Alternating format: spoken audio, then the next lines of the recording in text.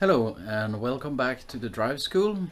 Today we are going to go deeper into the grid converter and we are going to look into dimensioning of the transformer and also a little bit about dimensioning of the frequency converter, how big modules you need for a customer requested performance.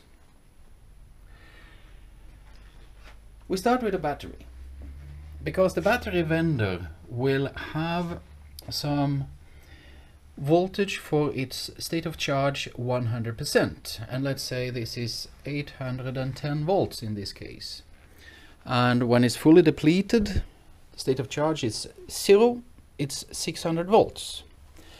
And first check is in our product catalog how this voltage window will adapt to this drive. And let's say this is a FI13, 500 volts, and this will fit within that window. We know that 820 is the absolutely maximum, and about 550 should be the minimum. So the drive itself can handle the battery on this side. Then the next, what will be the voltage on the IGBT side?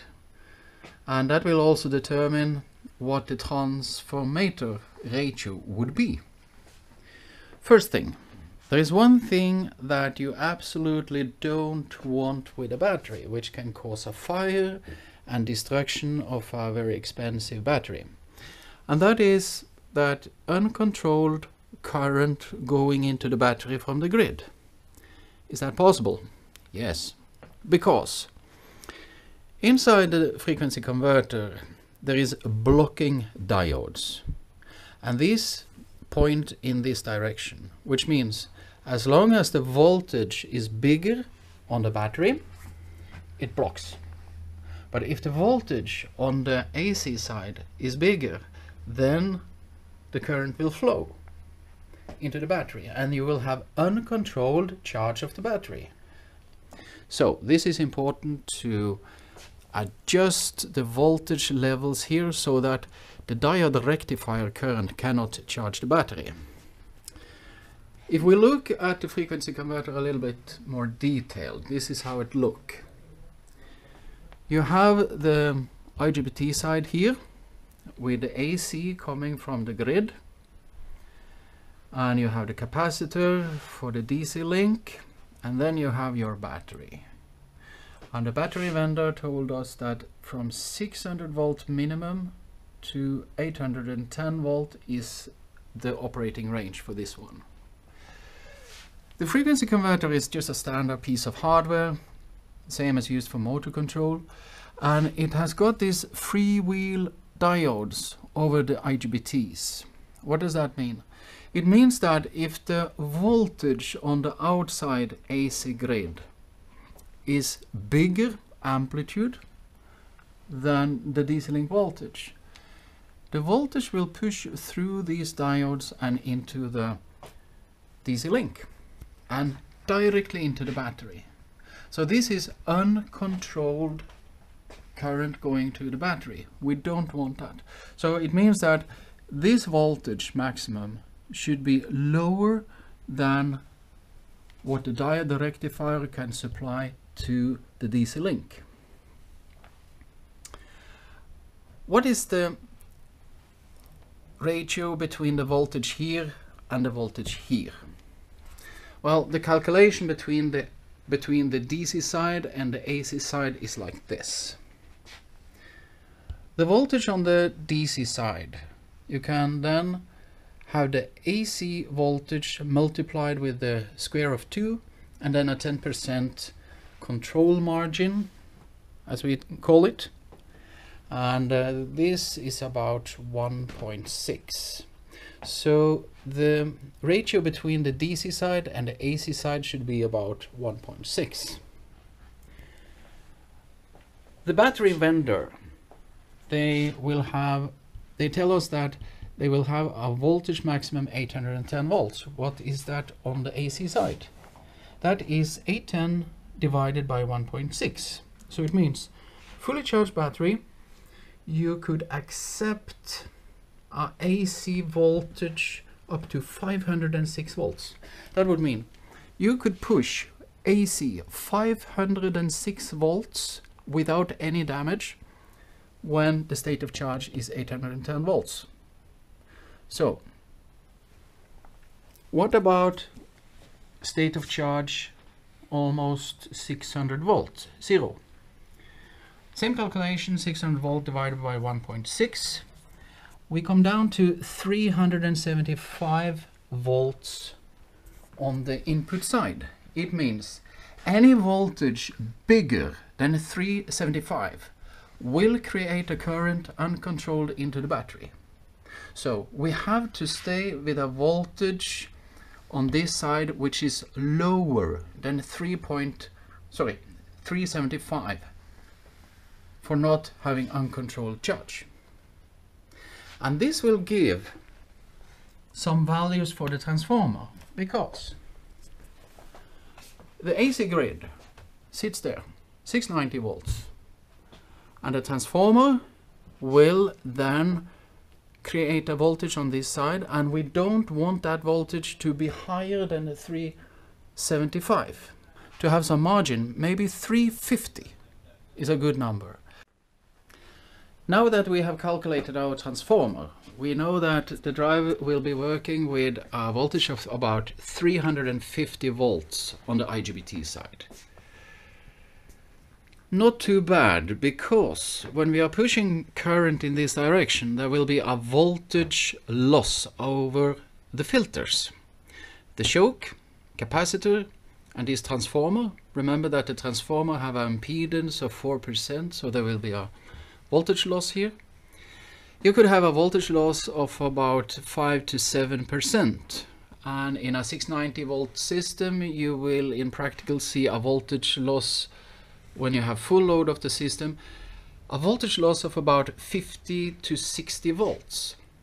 Well, then this voltage here and the transformer ratio is not too bad, because our drive can provide a quite higher voltage here, and you need that to compensate for the voltage losses over your filters and trafos. If we have lost 60 volts over the filters, okay, you maybe need to give 410 volts out of your drive to compensate for the losses, so that you actually hit the correct voltage on the grid. So this ratio 350 is not too bad. It could be a slightly higher if you want to optimize a little bit, but this is to be on the safe side. What happens when you charge the batteries? The current flow this direction, and the voltage losses will be reducing the voltage into the drive. And here comes the active front-end technology in handy, because the frequency converter can boost the voltage by injecting reactive current into the LCL filter and manipulate the voltage to the DC link.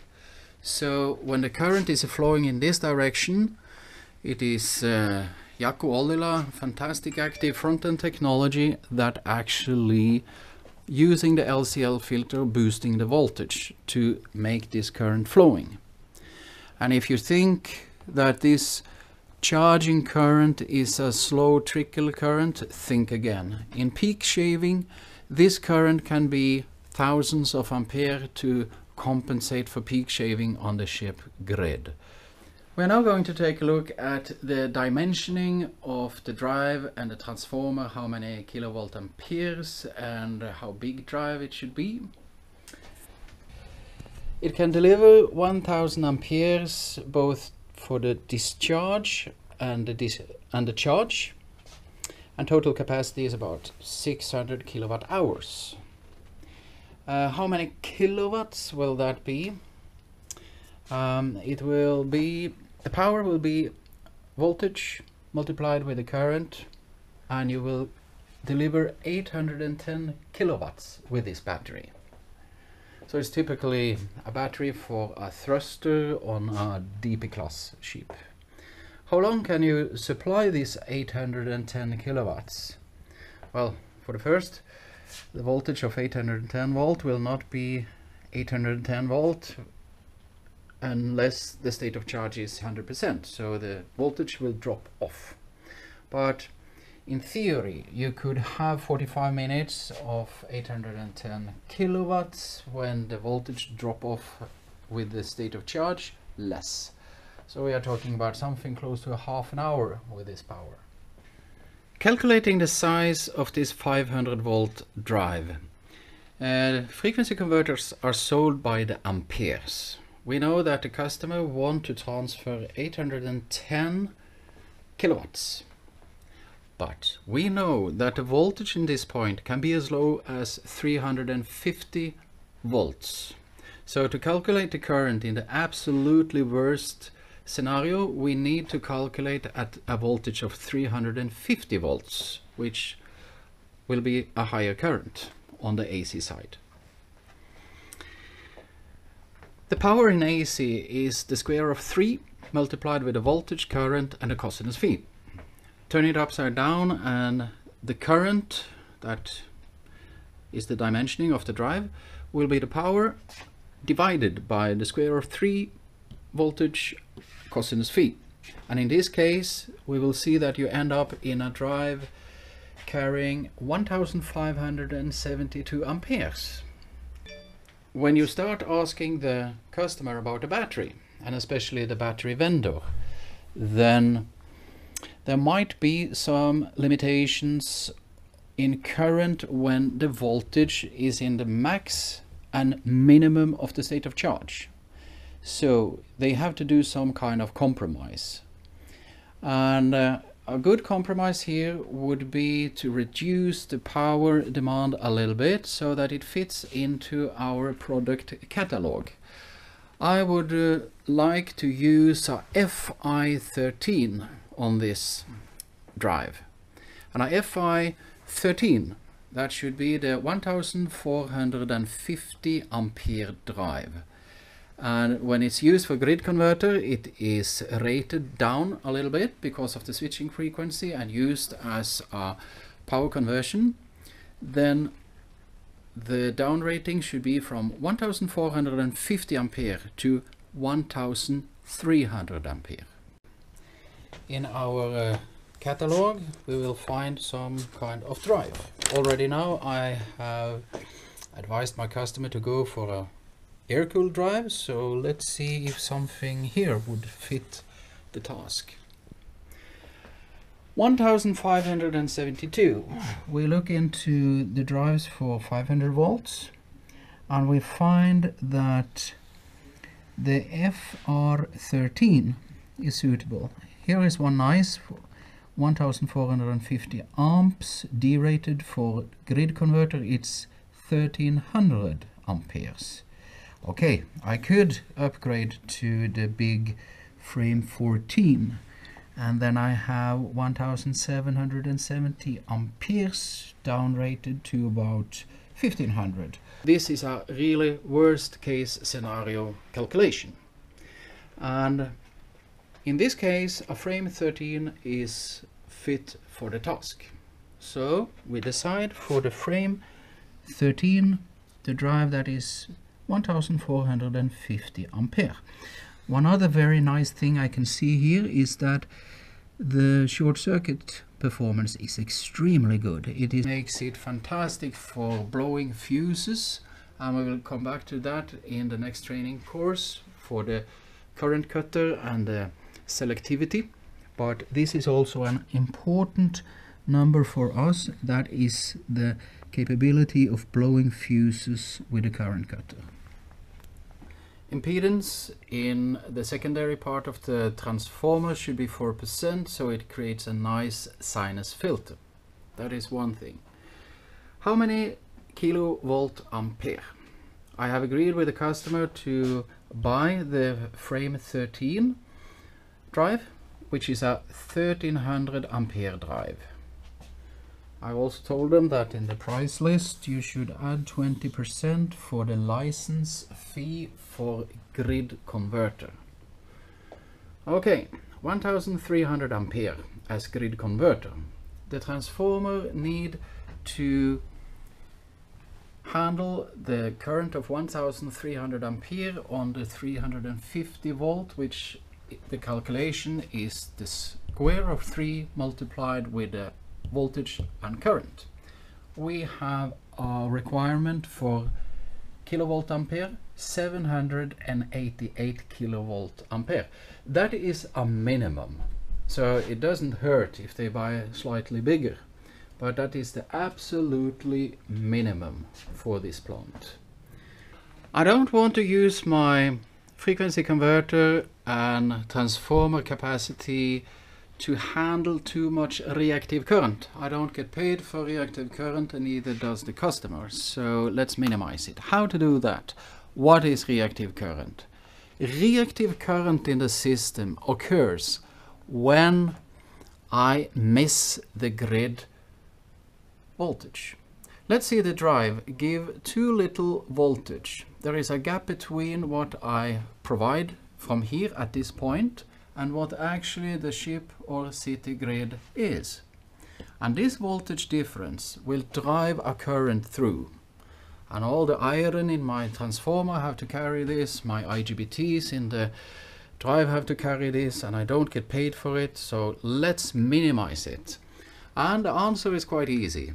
That is to hit spot on the voltage, because if the voltage is 100%, the current for the reactive will be down to about 2% when everything is correct. And we can live with that. How to do it? We install a small transformer at this point where we measure the voltage precisely and also the frequency on the grid. And remember, this is before we have all the losses from our filters. So this is something that our software use to calculate the correct voltage that have to be produced here to hit exactly the correct voltage to the grid. And when it do this precisely, the reactive current will be as little as possible. There is a PID regulator in the grid converter which regulate the voltage on this point, so the voltage losses in our filters are continuously compensated so that we hit spot on the voltage on the ship or city grid. And this is the way that we reduce the reactive currents to a minimum. Remember that in the drive you have to install the option board, the D7 board, and this can only be installed in slot C, which is the high-speed measurement slot. The customer shopping list will then be a drive, frame 13, 1300 ampere plus the 20% license, the optional board D7, and the transformer should be 690, 350, 800 kilowatt ampere, and a sinus filter which goes to this drive, which is a 1450 ampere sinus filter. That should be about what you need to make this drive. Thank you for watching.